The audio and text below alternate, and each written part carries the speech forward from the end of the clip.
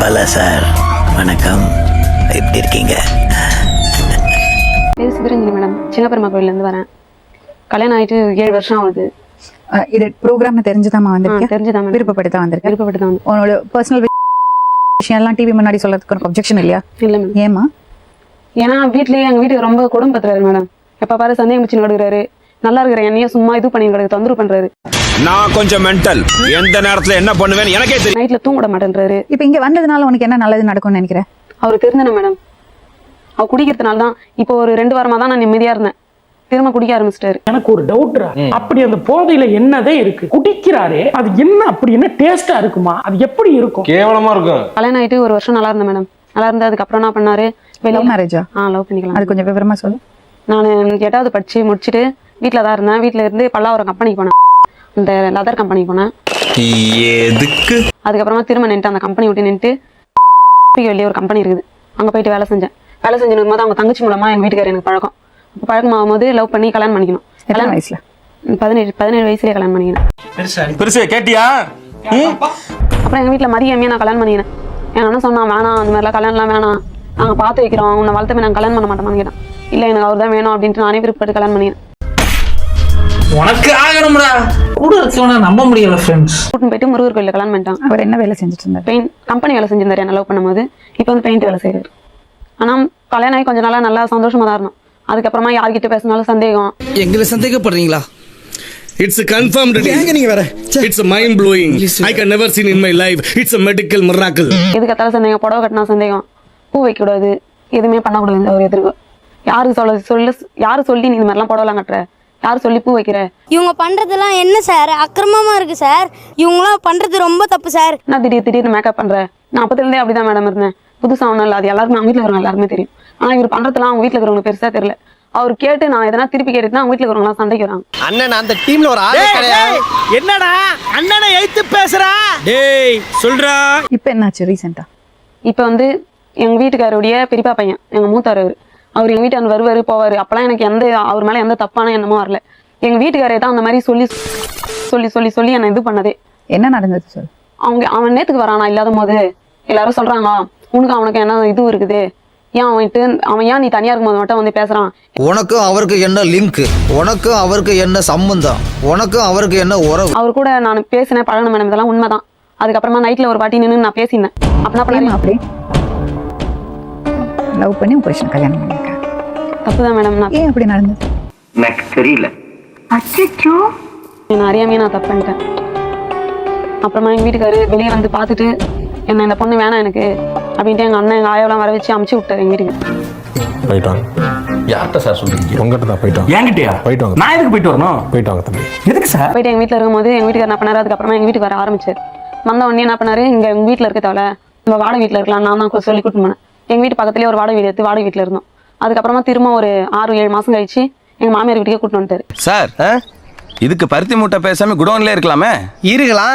அவரை ஒரு வார்த்தையும் அசிங்கமா பேசுறாரு. எனக்கு அப்போ ரொம்ப கோவமாயி நான் அடிச்சிருக்கிறேன். எங்க வீட்டுக்கார கோவத்துல அடிச்சுக்கிறேன். என்ன எதுக்கு அந்த மாதிரிலாம் கேட்கறடா அப்படி இப்படின்னு போட்டு சம்மடி வச்சுக்கிறேன். அதுக்கப்புறம் போய் தெரிஞ்சு திரும்ப 2 பேரும் ஒன்னா சேர்ந்துரும். சேர்ந்து வரும்போது திரும்ப ரெகுலரா சந்தேகம் வந்துனே இருக்குது. நைட்ல என்னைய பசங்க தூங்க விட மாட்டேன்றாரு. எப்ப பாரு கத்தினே இருக்கிறாரு வீட்டுல.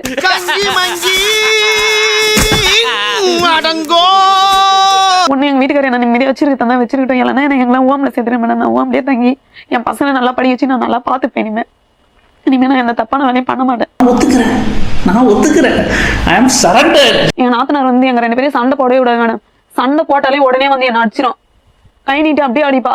எல்லாரும் அங்க இருக்கிறவங்களே பாத்துக்கிறாங்க.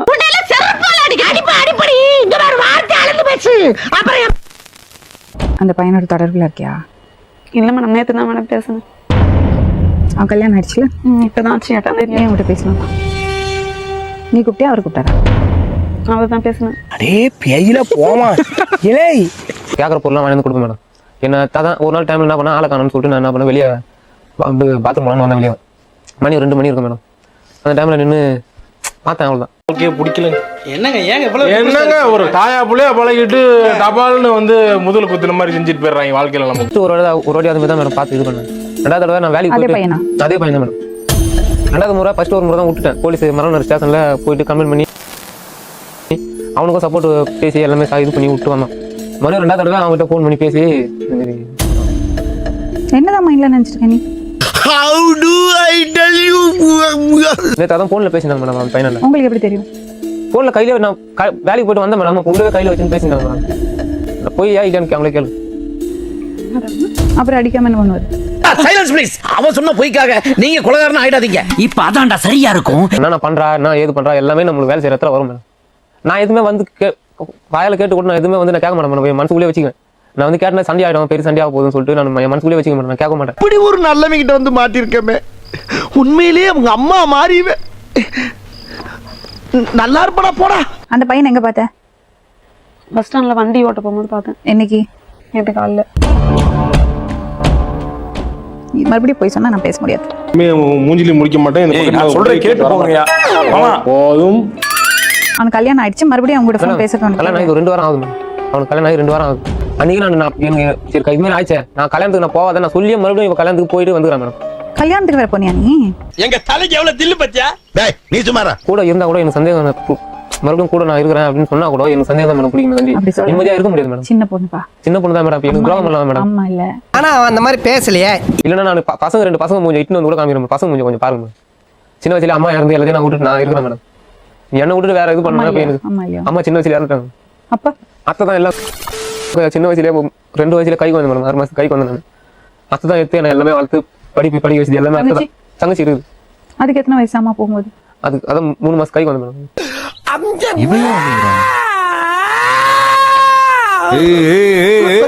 என்ன வேணும் உனக்கு? என் பசங்க மட்டும் போதும் மேடம், வேற எதுவுமே வேணும். பாரு நான் ஒரு விஷயம் சொல்றேம்மா, யூஸ் பண்ணிட்டு தூக்கி போட்டுட்டு போயிட்டே இருப்பாங்க. இந்த மாதிரிலாம் ஹேட்ரட் வச்சுட்டு ஹேட்ரட பரப்பாதீங்க sir. Don't spread negativity. Okay please don't do. சரி இப்ப என்ன வேணும் சொல்லு. நான் சொன்னா கேப்பியா? ஒழுக்கமா இருப்பியா? இன்னொரு வாட்டி தப்பு நடந்தது நாங்களே அட்வொகேட் ஏற்பாடு பண்ணி கொடுப்போம். புரியுதா? ஆமாண்ணா இப்படி ஆட்டு இல்லன்னா இப்படி ஆட்டு எதையா ஒண்ணு ஆட்டு. ஒரு 1 more chance பசங்களுக்காக. வீட்டில் நம்ம பசங்க நான் பார்த்து திரும்ப இது குடும்பம்னு வச்சுக்க மேடம். மறுபடியும் வந்து தப்பு பண்ண மாட்டேன். Last chance. வீட்டில் வேணான்றாங்க மேடம். லாஸ்ட் சான்ஸ் வேணான்றாங்க வீட்டில். இவன் இஷ்டத்துக்காக ஒரு போய் ஒரு தேடிக்கு நான் கம்பெனியில் வேலை செய்ய சொல்ல இவன் இஷ்டத்துக்கு வேணும்னு சொன்னால் நாங்கள் அப்போ வந்து ஏற்கனவே அந்த ஊரில் வந்து வேற பையனோட பேசுகிறாங்க தெரிஞ்சிச்சு எங்களுக்கு. அவனோட பேசுகிறான் இவனோட தெரிஞ்சு பார்த்தி இந்த மாதிரி வந்து வேணா பார்த்தி. நம்ம குடும்பத்துக்கு கௌரவம் தான் முக்கியம். அவன் எங்க இருந்தாலும் நல்லா இருக்கும். அவன் விருப்பத்தில் தேடினான். நாங்கள் வேணான்னு சொல்ல அவன் விருப்பமாக எடுத்துனான். அவன் வரத்தை அனுபவிக்கிட்டோம். இவன் எப்படி பட்டுருவோ இன்னொருத்தர் பண்ணி இவன் எல்லாம் பண்ணி இருந்தோம். அவன் கல்யாணம் ஆனவர் கூட தப்பாக தான் போவா. அது நான் சொல்லி நான் வளர்த்துவோம். நாங்கள் சொல்லி எங்கள் பேச்சு கேட்கல. சந்தோஷமா இருக்கட்டும். பெரியமாவுடைய பேரன் பக்கத்துல இவங்க தொடர்பாகி போச்சு. பேசிட்டு இவன் என்ன பண்ணிக்கிறான், ஒரு நாள் 2 பேரும் பின்னாடி இருந்ததை இவன் கண்ணால பார்த்துட்டான். அந்த நைட் பண்ண வேலைக்கு போகும்போது வீட்டாண்ட ஒரு நாள் நான் வந்துடுறேன் மேடம். வந்து பேசி வந்து வீட்டாண்டே வந்து பேசிட்டு போய்க்கிறேன் மேடம். உண்மையா இல்லைன்னு கேளுங்க. எனக்கு ஏற்ற பல வீட்லயே சொல்றாங்க, அந்த பையன் வரான்டா வந்து உன் பொண்ணாடிட்ட பேசுறான் பேசிட்டு போறான்னு சொல்றாங்க. உண்மை இல்லைன்னு கேளுங்க. நான் வரேன் அவன் உட்காந்துக்கிறான் வெளியே உட்காந்து பேசிட்டு போறான் மேடம். அம்மா யாராவே முரட்டால ஓடிக்கிட்டு இருக்கா? ஆனா நைட்டு 12 மணிக்கு இவங்க 2 பேரும் பின்னாடி நம்ம வீட்டு பின்னாடி சந்து இருக்கு. அவங்க வீட்டுக்கும் நம்ம வீட்டுக்கும் சந்து இருக்குது. அந்த சந்தில் 2 பேரும் ஒன்னா இருந்ததை இவன் பார்த்துக்கிறான். பார்த்துட்டு அங்கே நொச்ச கொம்பு எடுத்து 2 பேரும் இவ்வளோ அவனே அடிச்சிடான். அவன் ஏந்து ஓட்டுக்கிறான். இவன் ஏந்து சரி ஆனால் நான் நைட்டு புள்ளராக பார்த்து இவன் காலில் ஊர 2 குழந்தைங்க இருக்குது பார்த்து. அவர் காதுல விழவே இல்லை. கூட விழுந்தேன். அது அப்பாவி புள்ள மேடம். என்ன சொல்றது, அவன் எதனா தப்பு பண்ணியிருந்தானா சொல்லுங்க, நானே நீங்களே அவனை தண்டிங்க. நான் வேணான்னு சொல்ல 2 பிள்ளைங்கம்மா 2 குழந்தைங்க என் கொடுத்துருங்க மேடம். நான் என் பிள்ளைங்க எப்படி வளர்த்து நான் வளர்த்துக்கிறேன். இவனால போனா கூட அவன் வேணாம் மேடம். ஓப்பனா சொல்றேன், இதுல என்ன இருக்கு? அதுக்கு காரணம் வந்து சும்மா அம்மன் உட்காந்து பிரயோஜனம் இல்லை. என்ன வேணும் உனக்கு? இந்த மாதிரிலாம் பண்ண மாட்டேன் மேடம். பாப்பா ஒரு மன்னிப்பு கேளு. மேடம் அவன் மன்னிப்பு கேட்ட விட மேடம். அவன் வாம்பாடு மன்னிச்சிருந்தா இனிமேல் இந்த மாதிரிலாம் பண்ண மாட்டேன். நாங்க தான் கிடைச்சோமா ஆளு பாருங்க. இந்த ஒரு வாட்டி மட்டும் மன்னிச்சிருந்தா இனிமேல் இந்த மாதிரிலாம் தப்பு பண்ண மாட்டேன். இதே மாதிரி தான் போலீஸ் ஸ்டேஷன்ல இதே மாதிரி தான் மேடம் போலீஸ் ஸ்டேஷன்ல இந்த ஒரு வாட்டி மட்டும் மன்னிச்சிரு. நீ கொஞ்ச நாளைக்கு உங்க வீட்டுல இருக்கு. அவன் மனசு வந்து அதுக்கப்புறமா சரியா சொல்றது கரெக்ட் தான். கொஞ்ச நாள் வீட்டுல இரு. முடியாது. நீ கல்லாட்டாடுங்க, நான் ஒத்துக்க மாட்டேன். இல்ல இன்னொருத்தர் நான் சொல்ற பாருங்க கோச்சு வரீங்க. இன்னொருத்தர் போனோட அந்த குழந்தை ஏதாச்சும் பண்ணிட்டு வாய்வோம். அதான் தான் குழந்தை எங்கட இருக்கட்டும். கொஞ்ச நாளைக்கு அதுக்கப்புறம் மனசு மாச்சுன்னா அப்புறம் நான் இவன் இட்டு போயிட்டு கூட எங்க வச்சுக்கிட்டு உங்க பொழப்பு கெடுக்க மாட்டேன். பொழைச்சு போங்க. நம்ம நிறைய வாட்டி எப்படியாவது சேர்த்து வைக்க தான் பார்த்துருக்கோம். அந்த கேஸ்ல 2-3 வாட்டி தப்பு பண்ணிட்டான். மறுபடியும் நான் எனக்கே மனசு வரல அந்த பையன் என்ன கட்டாயப்படுத்துறதுக்கு. கூட்டிட்டு போப்பான்னு கட்டாயப்படுத்தி சொல்றதுக்கு சும்மா ஒரு ஷோக்காக இல்லப்பா கூட்டிட்டு போய் சொல்லிட்டு சேர்த்து வச்சுட்டாங்கன்னு நல்ல பேரை வாங்குறதுக்காக எல்லாம் நான் சொல்ல மாட்டேன். முதுகுல குத்திட்டுல முதுகுல குத்தி மாப்பிள இல்ல மாப்பிள பண்ணிட்ட நீ எனக்கு குழந்தைங்க அது வரைக்கும் எங்களாண்ட இருக்கட்டும். மேம் குழந்தைங்க மட்டும் குழந்தைங்க நான் கொடுக்க முடியாது மேடம். குழந்தைங்க எல்லாமே என்னால வீட்டுக்கு போக முடியாது. என்ன போவா குழந்தைங்க விட்டு தான் நீங்க அவங்க கூட போனேன். அப்போ குழந்தைங்களை பார்த்தா பசங்க வீட்ல இருக்கும்போது புருஷன் கூட இருக்கும்போதே மேலுக்கு மேலும் தப்பு நான் இனிமே பண்ணிருக்கா. தப்பு பண்ண மாட்டேன் மேடம். நான் இங்கே கூட இருந்துற மேடம். ஹோம்ல கூட சேர்த்து விட்டுருங்க மேடம். அவர் மனசு மாற வரையும் என் பிள்ளைங்களை வச்சு நான் உங்க கூட நான் குழந்தைங்களை கொடுக்க மாட்டேன். இருந்தாலும் கடலமுத்து ரொம்ப ஸ்ட்ரிக்ட்டுப்பா. சிட்டா இல்லைன்னா உங்க முன்னால எல்லாம் உத்தியோகம் பார்க்க முடியுமா? நீ தப்பு பண்ணிருக்க. நான் உடனே அந்த பையனை மன்னிச்சு வீட்டுக்கு கூட்டிட்டு போன்னு எனக்கு சொல்ல மனசு வரல. ட்ரை பண்ணேன். என் பசங்களோட விஷயம் நீங்க போலீஸ் ஸ்டேஷன்ல போய் தான் பாத்துக்கணும். நான் இன்டர்ஃபியர் பண்ண மாட்டேன் இதுல. Catch my point? It's nice, no?